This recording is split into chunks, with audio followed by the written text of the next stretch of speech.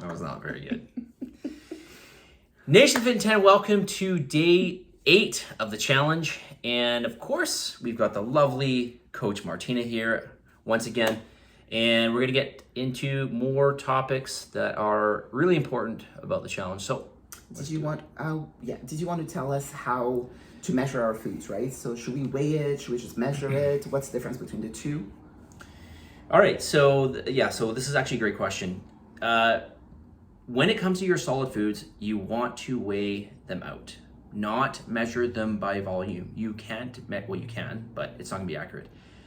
You don't want to measure food by volume. You don't want to measure a chicken breast by volume. So if I have a glass here, and let's just say for argument's sake, this is 250 milliliters, and we just sort of cut up a chicken breast into a couple bits and throw it in, it's not really going to be accurate because it doesn't take up the whole volume. So we want to be weighing out our solid foods, including, super important that you do this, your nut butters, okay? Your fat sources in particular.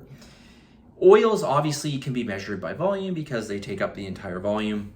But when it comes to things like peanut butter, you gotta weigh those out, okay? Okay, among all your other solid foods. Yeah. Anything you want to add to that? I was going to talk about some of the foods that also have more. You're talking about the fat, but I was thinking like avocados, for example. I was thinking about beef. Yes. That is really important, right? Salmon, things that naturally come with more natural oils, right? They are the most important because they're so nutritious actually is what I meant. Yeah. So is there any food that is okay to just guesstimate? Yeah, no, absolutely not. What about spinach? Oh, sorry. Yes, of course. Okay, so yeah, actually, you raise a good point. So if we're looking at foods that are low calorie, very, very low calorie, spinach, lettuce, cabbage, onions. Yeah, onions. I mean, these garlic. Garlic, yes. These are going to be, they're very, very calorie sparse foods. So if you, for example, have 2 cups of spinach and you marked it down as 1, well, you're going to be off by a couple calories. Like literally, probably maybe not even a gram of protein and maybe a gram and a half of carb, okay? It's really, really going to be negligible. So I wouldn't worry about that. But of course, when it comes to most of your foods, you shouldn't be estimating these because you can be wildly off. A lot of people who do the tablespoon of peanut butter, and you can do this little test, I encourage you to, they will, prime example right here, the people will grossly underestimate the amount of butter they're having. So make sure you weigh out all your nut butters. Okay, so only liquids you can have in terms of volume. Okay, you wanted to talk to us about protein bars. Yeah, so this is a question that I get a lot is, what protein bars are acceptable. And there are some good homemade recipes, which I'm sure we can share some of those. But there's really 2 that I would suggest. One being the ISO bars that I sell. These are phenomenal bars. Costco also has one called RX bars, and these are great too. The key is really when you look at a protein bar, look at the ingredients first. Even just throw out the macros, okay? Because even if the macros are good, but the ingredients are not so good, it's really not something we want to be having. So most protein bars out on the market are, some of them are not even protein bars because they're not very high in protein. And many of them, or most of them, have as their first ingredient, or maybe their second ingredient, some sort of syrup or something like that. And there's usually a million ingredients in them. So do not, if you're gonna have a protein bar, try to go with something like an RX bar or a FitStar ISO bar like I carry. I put them actually in your little goodie bag. Yeah, bag that you got with your scale and everything. So okay. And what about eating real food rather than having bars, for example, or alongside? Okay, so this is a great question because.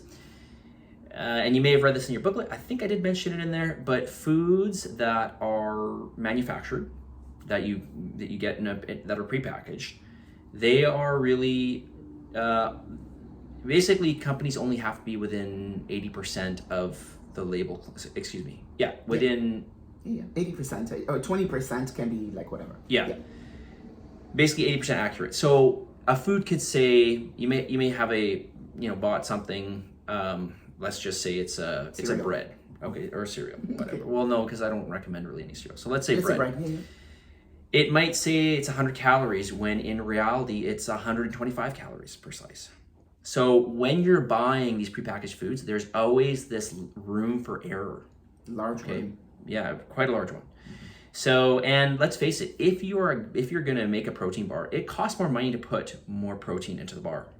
So if you can get away with putting in less, I'm not suggesting that this is what companies do, but there is an incentive there to do it.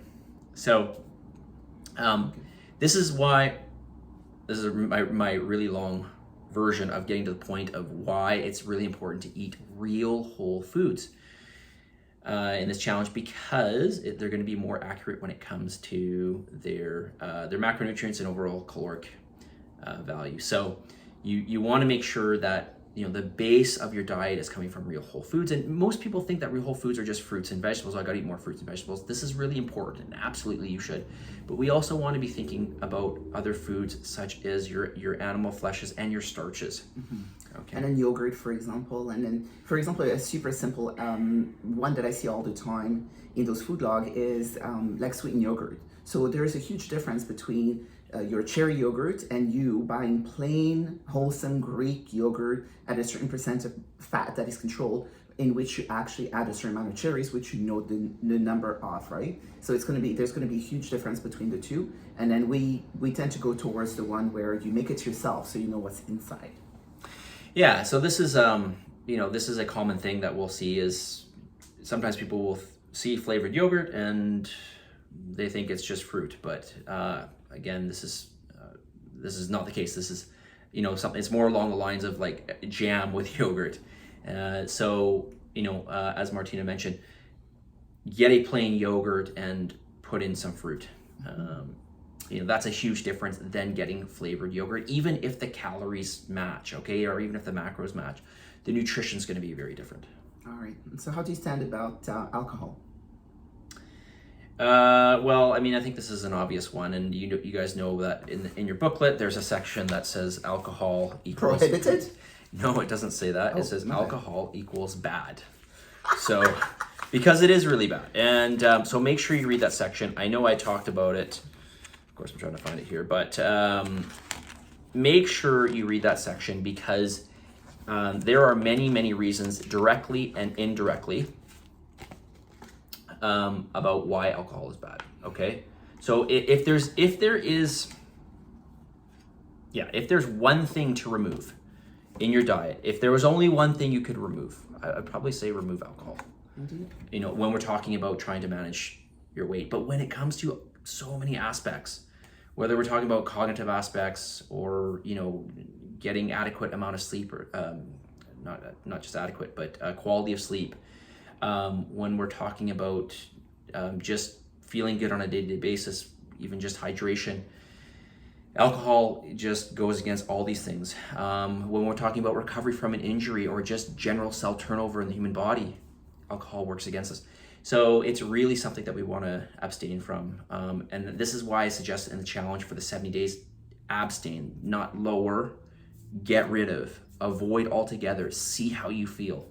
Because I can guarantee you're gonna say, wow, I feel a lot different. I feel a lot better. Yes. Yeah, and I mean, Martina, you go through periods because Martina you'll have the odd drink here or there, right? And outside of your contest prep, and Indeed. Do you notice a difference? Yeah, I don't sleep as well. My mood is not as good. Mm-hmm. My digestion is not great.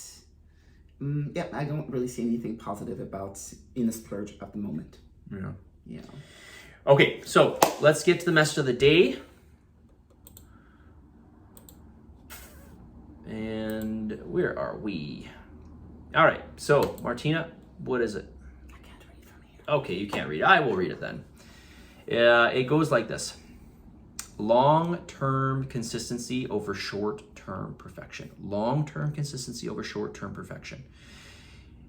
There's a quote in the booklet. You may have seen it. And it goes something along the lines of most people overestimate what they can do in the short term and underestimate what they can do in the long term. This sort of stems at the heart of that. That is, think about not necessarily trying to be absolutely perfect, although that'd be great, but that's really not the focus here. The focus is getting in these the big picture items, many of the items that we talked about, if not all the items that we've talked about today, getting these into your lifestyle and then repeating them over the long haul. Okay?